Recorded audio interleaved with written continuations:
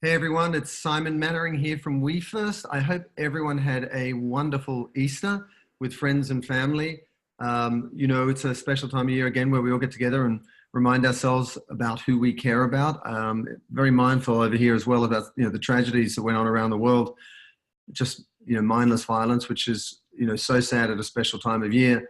But I hope everyone had a wonderful weekend, and also it's Earth Day today, which is very exciting as well. And not just a day to be mindful of the earth in a sense, but rather to do something about it and to adopt and think about a new habit that could contribute meaningfully to addressing some of the issues we face, like climate change and so on.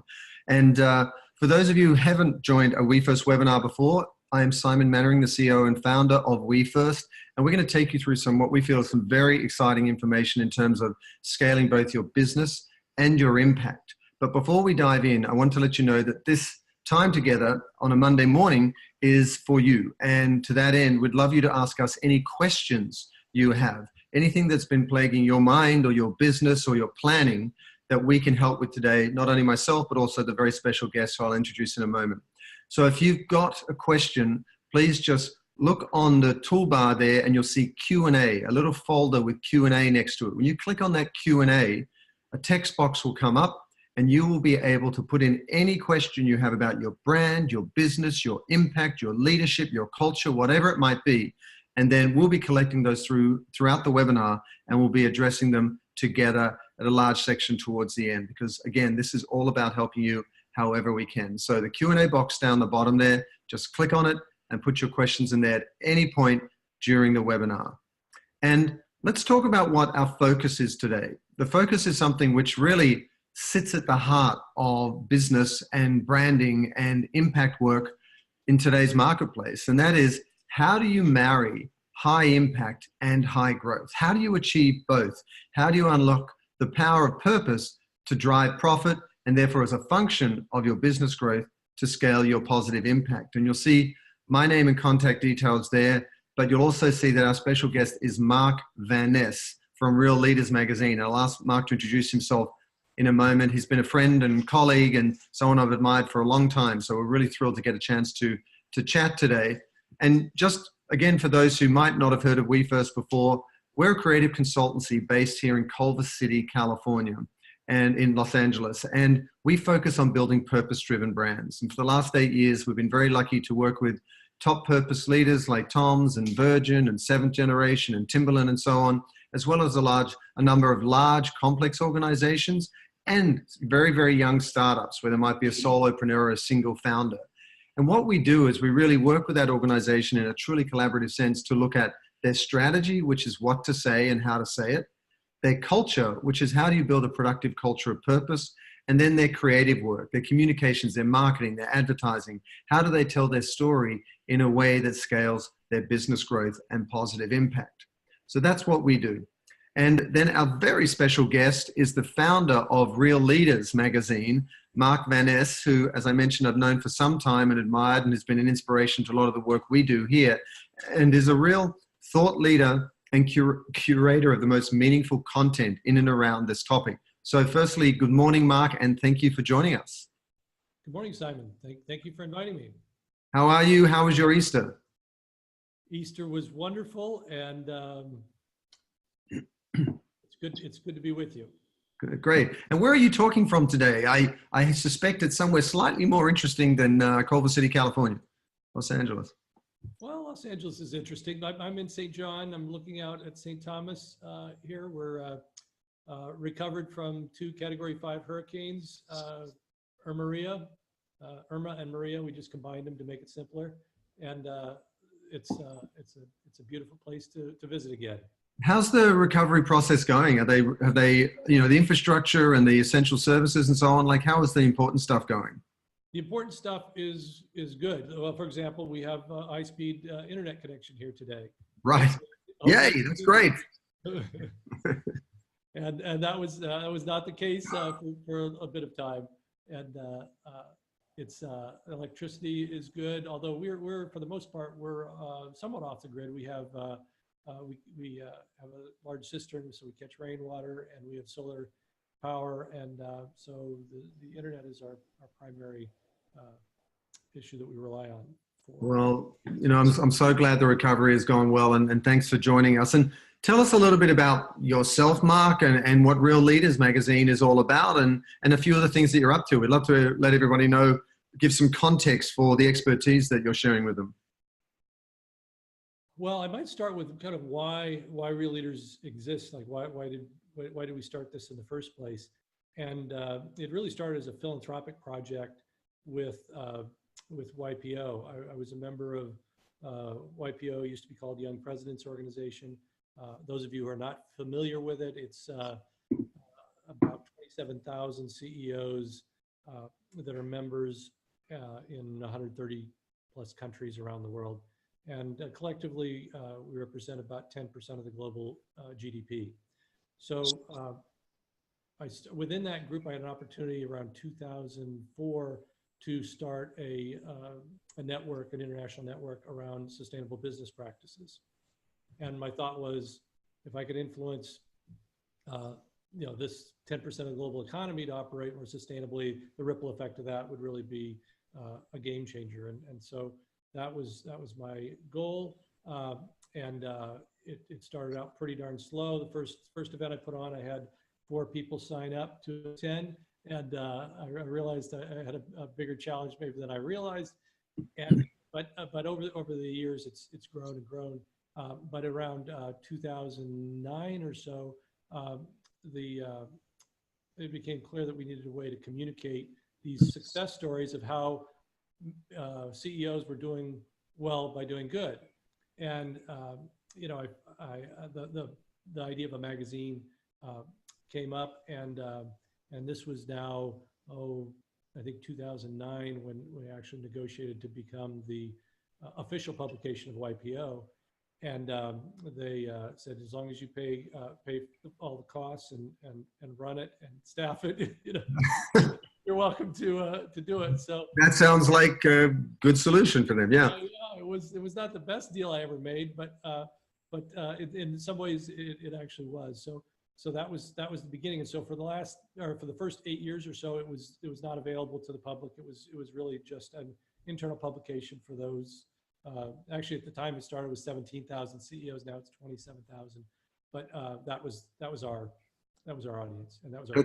That's amazing, and in some sense, sadly, but also in a positive sense, it could not be more timely. It's absolutely critical. I mean, here we are on Earth Day, and we need to be so mindful of the impact of business on the world in which we live. And yes, it's a responsibility, but also the context for today's conversation is how it's an opportunity for businesses that really embrace their purpose to drive growth on the strength of it. So, why don't you dive in a little bit, Mark, and tell us a little bit about your thinking behind the opportunity for businesses now to really deliver value in a way that's going to drive growth and impact.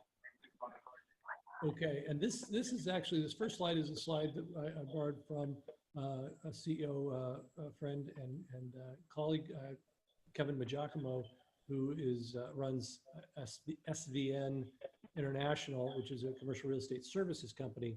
But this was a recent presentation he used, and I thought it would be valuable for this conversation. But the first big story on shared value, I think, came out around 2013 by Michael Porter at Harvard Business School. And it's the first time that I am aware that a really well-respected business academic had come out in describing kind of something that had been going on for many years, but hadn't been really recognized by the business world in a big way. And I think this was the beginning of a breakthrough. Prior to calling it shared value, which is what Michael Porter's term is, it was called social enterprise, or the triple bottom line, or conscious capitalism. There were a lot of different names for different variations on a very similar theme. They're not identical, but very similar. But the next slide may show a little bit about kind of how I approach this. Simon, I didn't ask you, do we have listeners as well as video? So does everybody see this, or should I describe the? No, I think everyone will be seeing it as well. So. Good, good. So, so you first, think in terms of where you would plot, where would you put yourself on this graph? Are you in the top left quadrant where you're not making money, but you're doing things that are good for the planet and for people? So that might be where a lot of the nonprofit world lives, or are you in the hopefully you're not in the bottom left quadrant, which would be where you're not profitable and you're doing things that are not good for people on the planet. And then bottom left is where kind of the traditional business model was, not so concerned about the people and planet aspect, but making money. And then the top right is where we're having our conversation today. Is how do you get further up into that top right quadrant where you're profitable and thriving and in a way that's really enhancing people's lives on the environment we rely on. So that's what that is.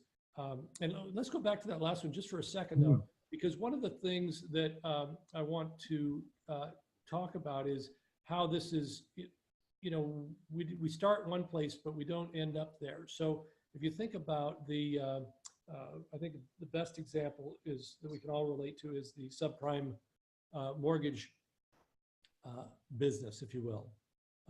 And if I ask you where that would fit on this chart, probably most of you would put it in the bottom left, right? It did a lot of damage, and a lot of people lost a lot of money in that space. But it didn't start there. Think about where it started.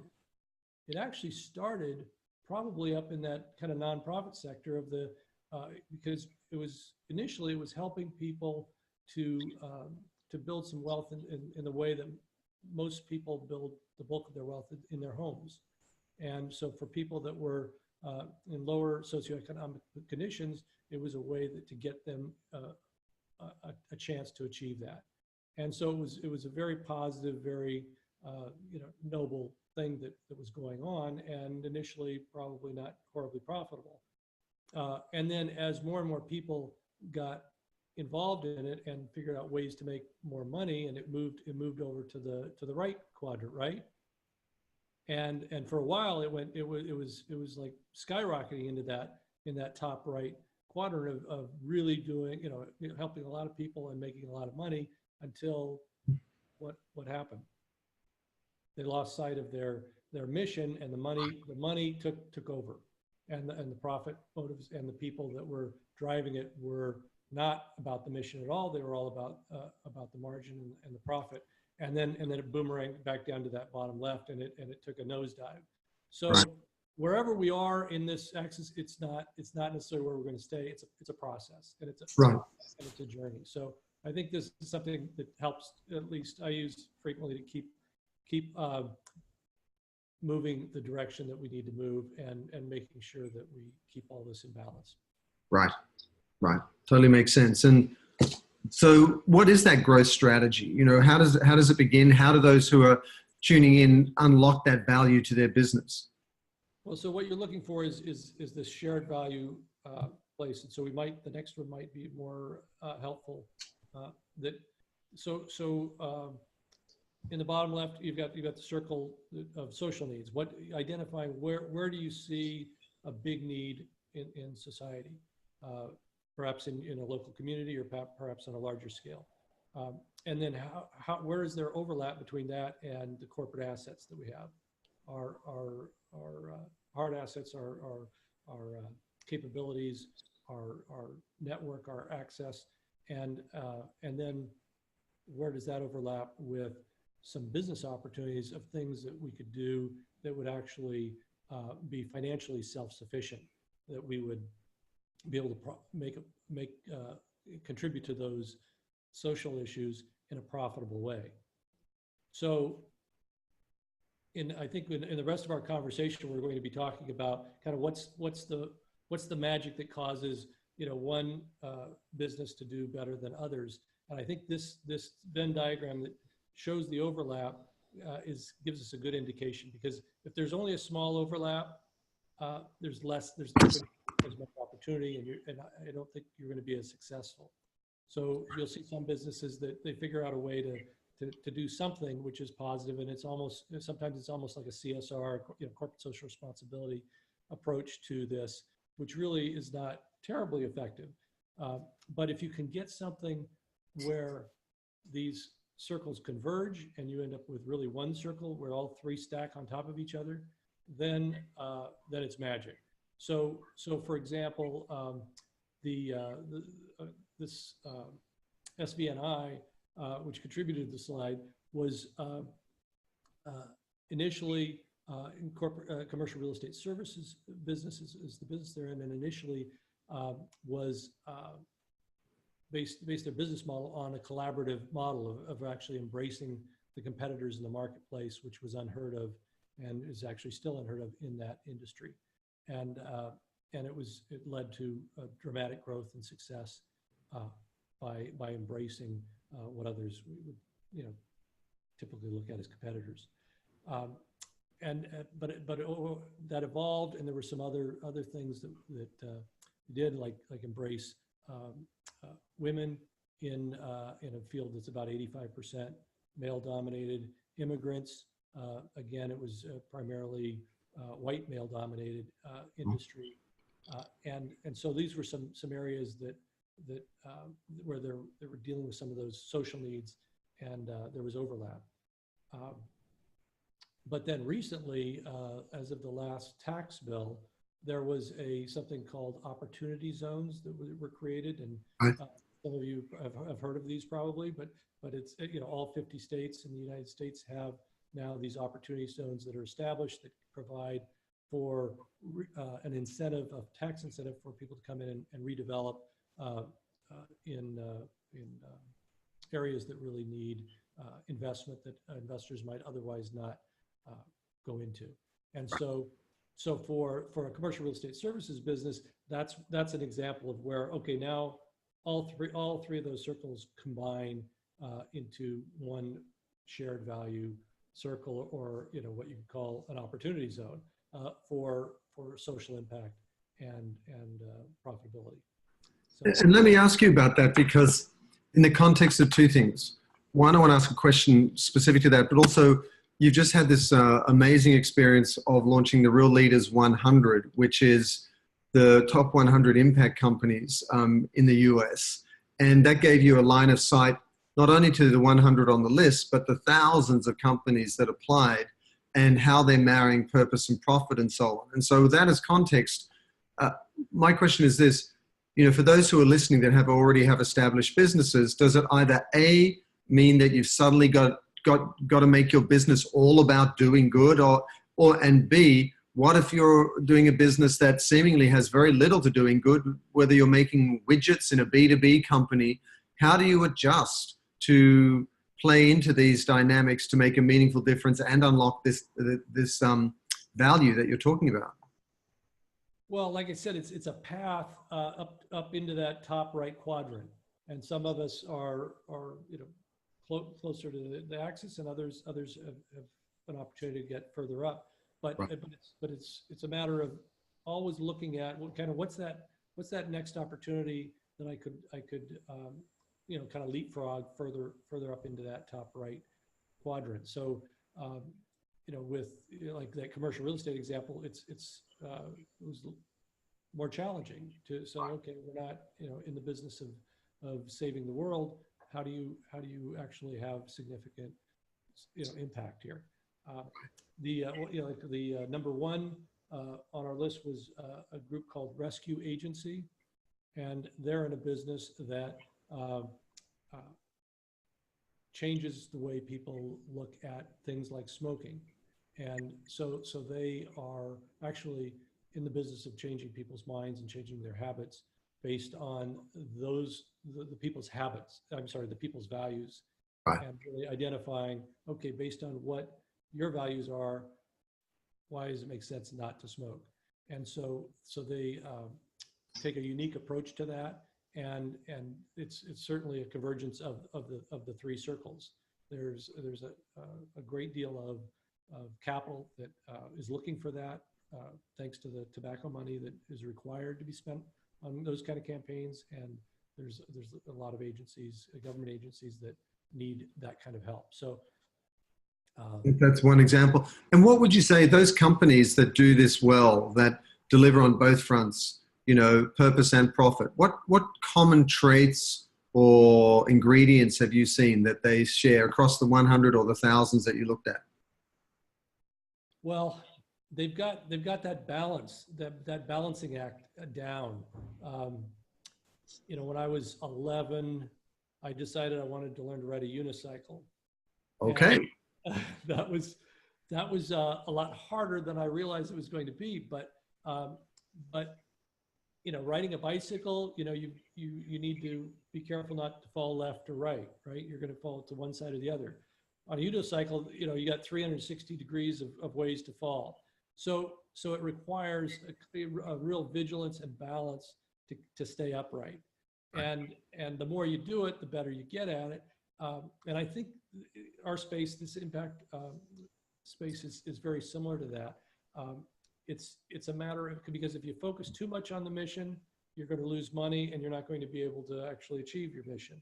If you focus too much on the money, it's going to hurt on the mission side, and you're actually going to end up making less money as well. So I think it takes more agility, it takes more leadership than running a typical business that isn't concerned. So yeah, conscious leadership. And I know that there's a couple of different, or there's many approaches, but you might say that there's the TOMS model out there where, there's the one for one and it's built into the business model itself. And then you might say there's the shared value model, which you've been talking about. Can you share your thoughts on both approaches and, what you think might offer the best value or be more effective? Well, yeah, I think the TOMS model, at the time it was really innovative and it really took hold. And as more and more people have used that model, I think it's become less of a novelty, less impactful. Right. There's still some value to it, I suppose. But the reality is, if you look at this Venn diagram, you're certainly not converging. Those circles are not converging. There's some overlap, but I think it's closer to the CSR model of we're going to make money in our business and then we're going to do nice things with some of it to help those less fortunate. So maybe a different example would be, we just did a story on somebody came up with a shoe that grows. It can grow with the child, especially in a lot of developing regions. How does it do that? How does a shoe grow with the child? It just expands. It's set up to expand, to get longer as the foot gets longer. So it's just an adjustable shoe. It's a very clever idea. There's actually another one that we've got a story on of the clothing that expands, that grows with the child. Right. So, and that all obviously reduces waste, but also takes care of the needs of the child, and has an innovation story that is very interesting from it being cost effective for parents. Yes. That's we've been talking on the positive side, where you get that delicate balancing act, as you say, riding a bike between purpose and profit. But what do you see are the common obstacles in the way of somebody watching this webinar is like, I recognize the market forces. I personally want to do good. I have a business that I think can be more meaningful, and they want to move in that direction. What are some of the obstacles that you see for growth, for impact brands, and how do you see people overcome them? Well, some of the obstacles probably most of the obstacles are similar to what you'd have in any business. It's capital and insufficient resources and right. But I think maybe something that might be unique to the impact businesses is sometimes they tend to focus on a niche that's really too small a market of believers, if you will, and so they're providing a product for such a narrow market, as opposed to, so the ones that I think are more likely to succeed are the ones that really look at how do I compete head to head and win against Coca-Cola. Get in the big markets and look at it that way. And could you share? I mean, you've shared a couple of stories already, but some examples of brands that have really enjoyed rapid growth and impact and how they went about it. You mentioned SVN, and Rescue Agency. What are some other stories where it might sort of create a light bulb effect for some of those watching, where you go, wow, I never really thought about it that way, or that's a really interesting approach, or that's something I could do. What comes to mind? Well, and that's really what we fill Real Leaders with. There's those kind of stories, and in fact, the Real Leaders 100 are those stories. The average, it was based on high growth companies with impact. For the last 3 years, we looked at their, kind of their starting revenue and their finishing revenue over that 3-year period, and they averaged 922% growth rate for that 3-year period. So, they're all high growth stories. So if you really want to dig into this, I would encourage people to really take a look at that list and look at those companies and how each of them are doing it. And everyone's a little different. One of the things I love about these stories is the leaders are all different too. It's not like you've got to be, you have a certain particular skill set, style. It's really more, I think the most overlooked thing in leadership is it's not a how, but it's the where. Like, what do you mean? And how do you mean? Well, if I try and encourage everybody to follow me to the North Pole right now, probably I'd get fewer takers than if I encourage you to come visit me at St. John.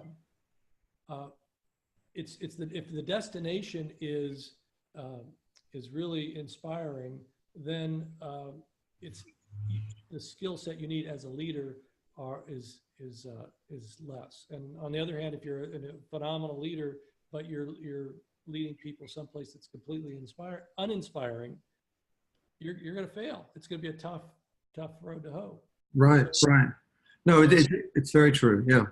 Yeah. So, some people say the why. I mean, I really look at it as the where. What's the promised land that you're leading us to, and is that someplace that we want to go?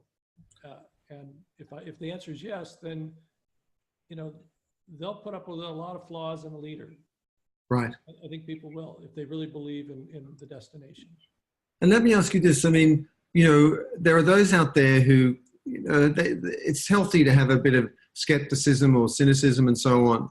I mean, what is the vision that real leaders, and obviously we first strive towards? I mean, is it this vision where business is a force for good in the world, and there's this just symbiotic relationship between doing good and doing well, and that's what we're all driving towards? I mean, and then does that inspire accusations of kind of being Pollyanna or naive, or it's never going to happen? Like, how do you answer those with healthy cynicism out there who go, listen, that's too far removed from the realities of doing business, which is too competitive and there's too small margins, and that's a luxury we can't afford? Oh, you're taking me back in time, Simon, because that's exactly where we started, right? I mean, yeah. And there wasn't much justification for it as recently as 15 years ago. There wasn't a reward or a significant reward for companies that were headed on this path. So I'm talking about customer loyalty and really if you could show that you were doing having a positive impact in the world, and your product was safer, I'm sorry, maybe safer isn't the best example, but healthier for the environment, for example, there was really no premium that you would get for it, no customer loyalty. Right. And so that's really, and you tell me as sort of when you saw the shift, but it seemed like in the last 5 years, I've really seen a dramatic shift in that. And what do you think about Larry Fink manages the largest hedge fund in the world, and as the CEO, he's a loud voice in the investment and equity world and so on. And, he's come out with his annual letter and has spoken to the press more recently about, increasingly brands must have a social purpose, not just, a financial purpose. Yet there's a lot of those who push back and say he's talking out of both sides of his mouth because, they're investing across all types and all manner of industries and so on. So, sometimes we get the chance to point to these shifts in behavior, yet there are the critics as well. How do you answer those people with those concerns? Well, first of all, I really celebrate when I see it because the last 2 years his letter has been very, very much moving our direction. Mm-hmm. But you're right. There's always things to point out, to criticize, and we've always taken the approach of we want to catch leaders doing something right. Right. All other media, it looks for catching people doing things wrong, and they focus on the negative and what's wrong with the world. But I mean, think about it like with when you're raising children, when you raise your toddlers, if when they first they're crawling and you celebrate the crawling, and then they stand up and you celebrate that, and then they fall down and you celebrate them crawling, and I guess then I imagine you've got to sort of celebrate them when they walk, and if you criticize them outright the first time they get something wrong when they're crawling, you can't disincentivize that shift towards new behaviors, in this case positive behaviors, because why would you stall that progress? And you just got to celebrate what's good and allow companies to keep moving in that direction. Exactly. And the reality is none of us are getting it right. I mean, we're all toddlers out there, I think. I mean, we're stumbling around, we're trying, we're joyful sometimes when we feel like we got it right, and then we get going and then we stumble again. But none of us really have this nailed. It's a whole different way of being human. Well, then let me ask you this. I mean, as we look at being a purposeful and profitable brand, it's one thing to come out of the gate the right way, and it's another to maintain it over time. Looking across the Real Leaders 100 and the other companies you see, what behaviors do you see that CEOs and companies are doing to keep what that original intent in place and not to go, off course? I think it's a lot of it comes in the hiring process of bringing on people that share those values, right? About those values, because that's really where you really lose your way, I think. And sometimes it happens with when the founder is replaced with an operator, which I'm a big believer. You got to do that. I mean, one of the big stumbling blocks, I think you asked earlier, is founders that won't let go. I had some personal experience years ago. I think when I opened my third office, and it was the first time I needed to rely on a hired gun, if you will, to perpetuate the culture. And I went down after about 9 months, and I didn't recognize the company in that office. In a good way or a bad way? In a bad way.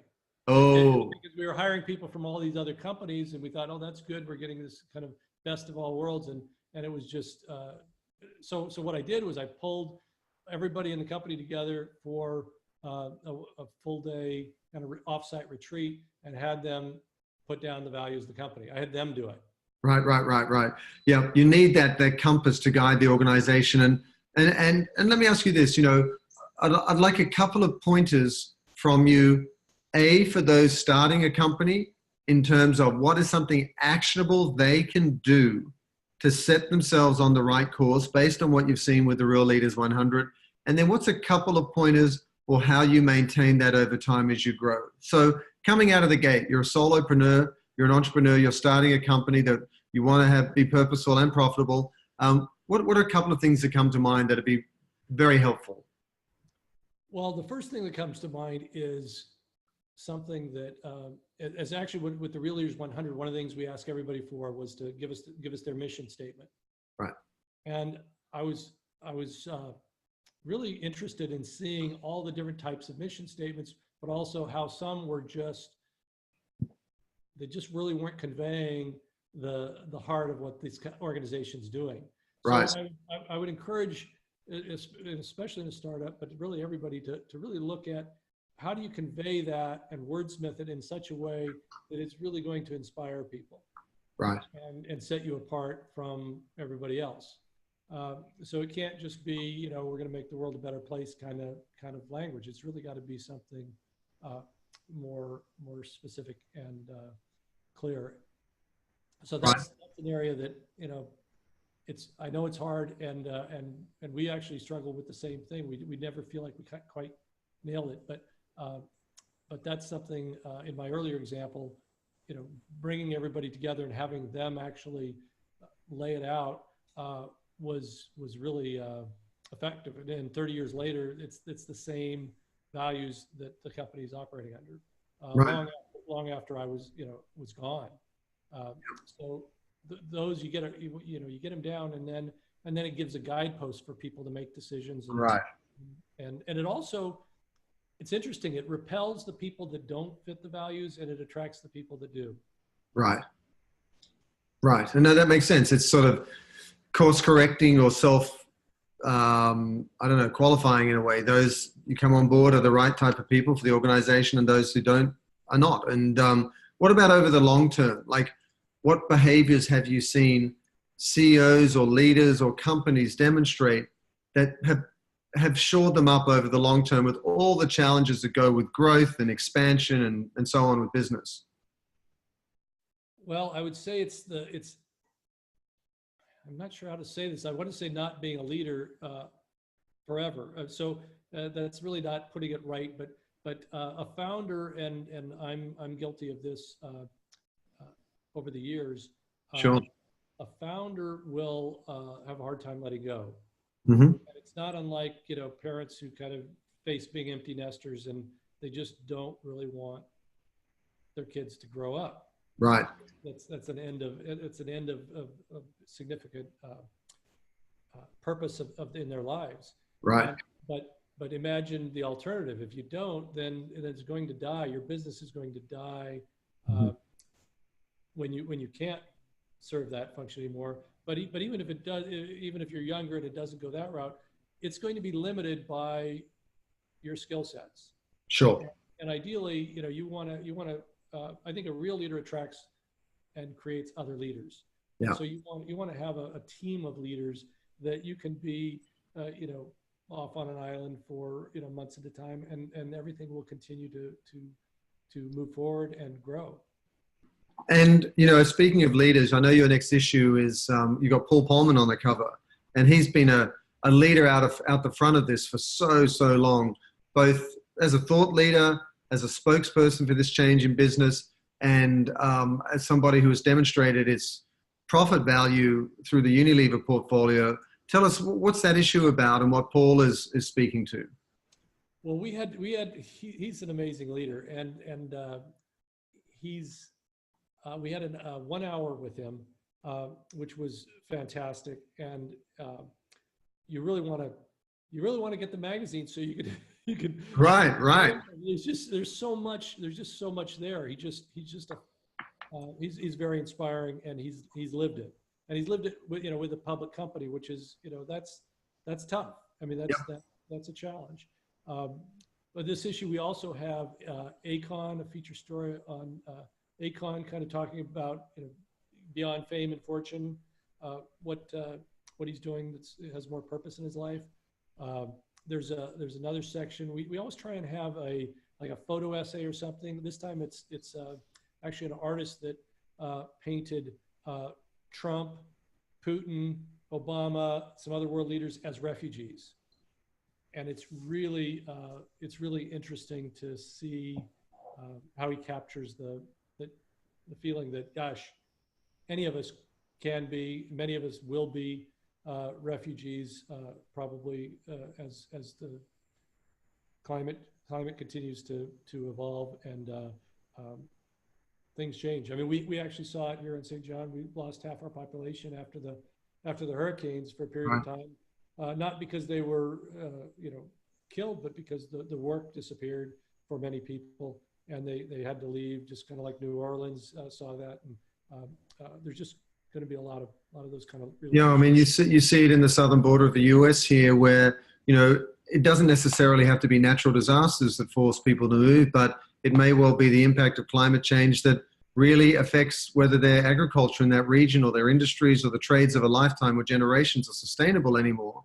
And it's not surprising that people will want to move to greater opportunity or safer places, which are now being defined increasingly by the weather and climate. And, there's no right or wrong there. It's just a matter of fact, it just is. And like anyone, you would move to try and find a better opportunity or circumstance for your family and for your future. So, it is a very, very interesting time in terms of what is possible in terms of the impact of business and the positive change in the world. And so, before we go into questions from everybody who's tuning in here, 3 things I'd like to point out. I would encourage everyone to subscribe to Real Leaders Magazine. I'll show you the link to the subscription in a moment. But if you're looking for best practices and guidance and ongoing tips and insights into how to do this well, not just because it's meaningful and, it'll help make your life more fulfilling, but also because it's desperately needed given the challenges we face, like climate change and beyond, especially being mindful of that on Earth Day today.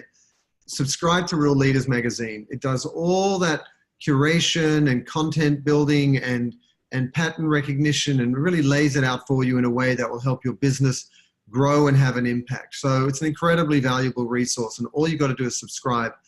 There's also, as I touched on before, the Real Leaders 100 mark. Tell us about, how you find out about next year's list if people want to apply, what's involved. Tell us a little bit about that. Yeah, if you'd like to apply, I'd really encourage you to. We've actually made it easier to apply this year, so it's a real quick, simple process. You could just go to real-leaders.com/real-leaders-100, the number 100 / and that'll get you to the application, and you can hopefully participate and be recognized in the 2020 issue. It'll be completed. We'll actually determine the winners in November of this year. So I'd really encourage you to participate. We are opening it up globally this year. Last year it was just US and Canada, so we'll have a larger participation this year. So look forward to recognizing more people. Our goal is to show, as this list grows and more and more people become aware of how many companies are thriving with this philosophy, that it'll just cause the skeptics that Simon, you were talking about earlier, that say, I don't think this makes business sense, that they can see that, gosh, maybe this is the smartest way to build a business. Yeah, and the most fulfilling. And then thirdly, there are those companies who are doing a lot of positive impact work that want to build their reputation, from a selfish, in the best sense, in the sense they want to raise awareness around the good works that they're doing. And also by doing so, they can drive their growth and scale their impact. And one of the most powerful ways to do that is become a sponsor for Real Leaders. So how does an organization of any size do that? Probably the easiest thing on the sponsorship, just drop me an email at mark@real-leaders.com, and it's mark@real-leaders.com, and I'll get you pointed in the right direction. Yeah, mark@real-leaders.com, and there's the link to subscribe to Real Leaders Magazine as well. I'll just leave that up for a sec so people can see it. Again, Real Leaders Magazine, we subscribe and have them all around our office here. And it's absolutely kind of essential reading for us, not only to keep you in touch with what best practices are, but, to be competitive and to really maintain, the leadership that we all want to have in the marketplace. And, any questions with regards to Real Leaders 100 or sponsorship, you can see Mark's email there, and I'll bring it up again at the end as well. And then, one other note, one other resource that might be valuable to you is we come across a lot of young companies that don't have the resources or bandwidth to, partner in a consulting sense with WeFirst. And so we also have a platform that has courses on how to define your personal purpose and how to define your company purpose. And you can see these at wefirstworks.com, wefirstworks.com. And now we'll go to your questions, because as I said, this is, very, very important to leverage Mark's expertise and line of sight. So here's the first question, is from Jamie. What is the most under-leveraged corporate asset or business opportunity in terms of creating shared value? What is the most under-leveraged corporate asset or business opportunity or sector in terms of creating shared value? Where's the big opportunities, Mark? Where do you see it in terms of shared value? It's what comes to mind is it's probably the talent. I'd say just the talent and the access. I think we don't realize as we run organizations the unique access we have and the unique talent we have. And when if we just pay attention to what's going on in the news and what capabilities we have, there's often an overlap there, and we go, oh gosh, we could really have an impact there if we just step up in that area. So I think it's the people. It's the people. So irrespective of what industry or sector, it's about, bringing the right people together who care about the same things, and then just putting that to work for your company. Understood. And from Lee, how can a company transition from what a traditional CSR structure to more of a purposeful shared value structure? So how do you go from the old way of doing things to this new way we've talked about? And that's where I'd really encourage you to use that Venn diagram as a working document and just fill those circles of all our assets, like at our company. What are all the assets that we have, and what are the kind of the needs in the community, or in a broader sense, maybe the world. See where those overlap, and right. And which ones have potential profit opportunities, right? And then zero in on those. Very similar to that opportunity zone situation. I mean, the reason that's such a beautiful combination for that particular company is everybody in the company sees how they could benefit from it personally. Right. So I really encourage people to recognize that people listen to one radio station and only one radio station. That's WIIFM. So what's in it for me? I like that. WIFM. Yeah. Speak all around the country, around the world. Yeah. If you play that station, people will listen. And if you play something else, it's very hard to keep their attention. Nope. Understood. We have a question here from Megan. How can business leaders best express or paint a picture of that attractive destination? So how do you go about painting that picture that's going to inspire people to follow? We're back to that station again. You really you've got to start with that. So for example, when we started Real Leaders within YPO, most of YPO was not interested in the topic. Right. We wanted to talk about, right? So we need to talk about a topic they cared about. So it was really, how do they build their businesses using these ideas, and how are peers that they respect having success with that, and showing them that. What I found with any kind of change initiative over the years, it used to be, I thought, gosh, I'm the CEO, whatever, I can just say what the change is going to be and everybody's going to do it. Well, it doesn't work that way, of course. So what I found was if we identify the early adopters, which will be maybe 10% or so, if you're lucky with any new idea, right, and really celebrate them and elevate them, then others will follow them. They won't necessarily follow me, but they'll follow the early adopters, and that's really, I think, where it happens. And so, for example, with that YPO example, it took 15 years, but 6 months ago, the YPO International Board came out with a new initiative. The Future of YPO is business as a force for good, a world of impact, and that is now their vision. They own it, and in a short 15 years. It only took 15 years of nudging, right? 15 years, yeah, yeah. 15 years. And it may take another 15 years to actually implement that throughout the organization where it really is totally embedded. Hopefully it's sooner, but But moving in the right direction. Looking at the next one, Justin asked, how can a business leader help nurture and create other leaders within their organization? So how can you build leaders within your organization that are going to kind of propel the company's future, as you say? ask them for help. Like what I would typically do is if there's something that I see kind of a need for, and I go to somebody on the team and ask them for help. Say, could you come up with a way to do this? Could you come up with a solution for this? And allow them to fail, allow them to make mistakes. Don't micromanage them, and just let them grow that way. Mm-hmm.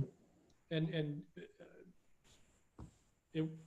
people have talent. I mean, they won't do it the way I would have done it. And that's where you got to kind of put your ego on the shelf on this one and just say, okay, I don't think I would have done it quite that way. But as long as it's aligned with the overall values of the organization, then let them do it the way they think they want to do it. Right. And just a reminder, if anyone has questions for our last few minutes, do sort of fire away so we can dig deeper into Mark's brain all the way there in St. John's. And Karen, we've got one last question here from Karen. Recommended resources. So she says she's new to this journey and would like to know the top 3 books to read on how and where to start. Simon, I think you're the guru on that one, I bet. I would be. You wrote. Yeah, I know, right? What sort of author would I be if I didn't mention We First? I think I have one behind me somewhere.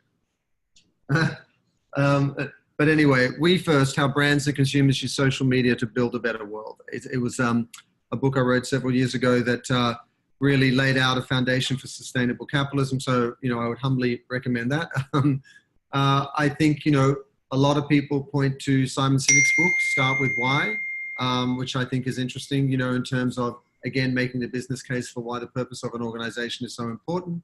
I think there is, Andrew Winston has a wonderful book called The Big Pivot, which is all about how we reimagine capitalism to be sustainable. I think Drawdown is a wonderful roadmap for climate change out there, Drawdown. And then I think, there's Conscious Capitalism by John Mackey and Raj Sisodia that I think a lot of people point to. And I think, ideally, if you're a young company, I think you would look for a book that blends entrepreneurship with impact. And I honestly think one of the best places to start is Real Leaders magazine. To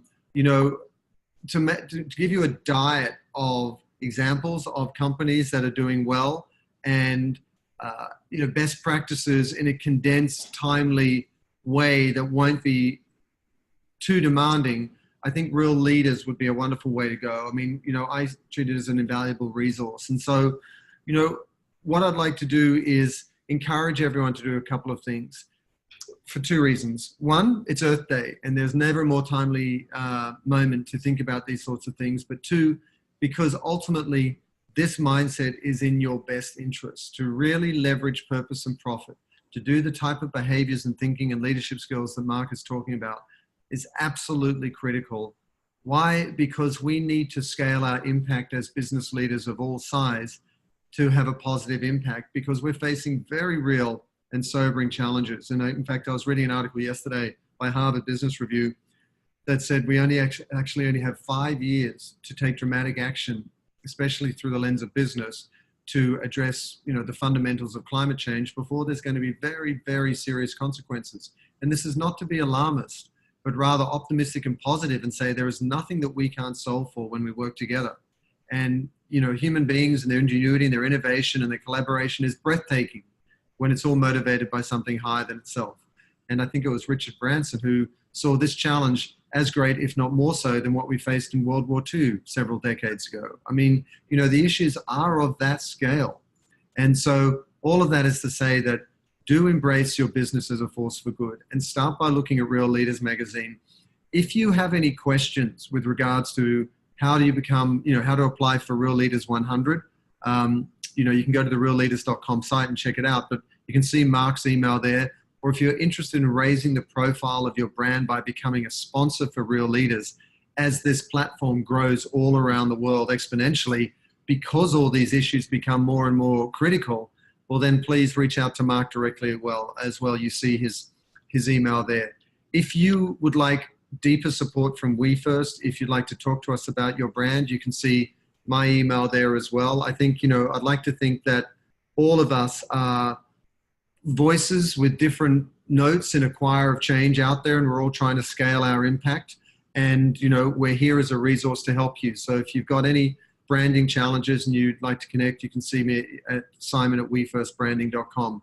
Mark, I'll leave the last words to you. I mean, as you sit back with that unique vantage point of having overseen Real Leaders 100, curating the magazine, as you do, all the travel you do and all the conferences you speak at, you know, when you sit there and you talk to friends or colleagues or peers, what do you say to them about this moment in time for business? What would you share?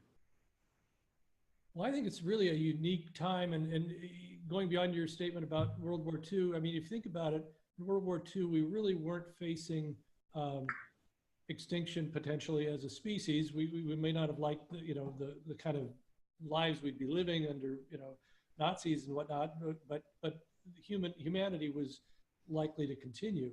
Whereas today, there's you know, existential threats to civilization as we know it. And again, not to be overly alarmist, but if you just look at the facts, it's a big deal. But let's say you don't buy into any of that. If you just look at the business opportunity of today, when have we ever had all the countries of the world get behind going one direction that is going to require all kinds of business support, all kinds of business opportunities to fill those needs with this whole new way of living in the world, with renewables and solutions that need to be generated for all these challenges. So it's really a great time to be alive. I mean, it's certainly no better time to really have an impact and live a life with purpose. And you know, I can't thank you enough for some time today, Mark, and for your expertise and also for your leadership. Not only, you know, when you say jokingly, oh, it's just been a little 15 years getting these things done and so on, that's 15 years, thankless years of hard, passionate, hard-led work. And on behalf of all of us here at We First and those tuning in, I want to thank you and sort of honor that leadership. And we need more of it. We need more commitments from those who are watching today. I thank you to everyone for giving us some of your time on a Monday morning. And please do put these insights to work inside your company. Do speak to others about it, because we need to provide solutions at scale. And when we do, we can transform our future in positive ways. So thank you very, very, very much, Mark. And everyone, subscribe to Real Leaders Magazine. Thank you, Simon. Thank you for all you're doing, and for everyone on the call as well. Thanks so much, Mark.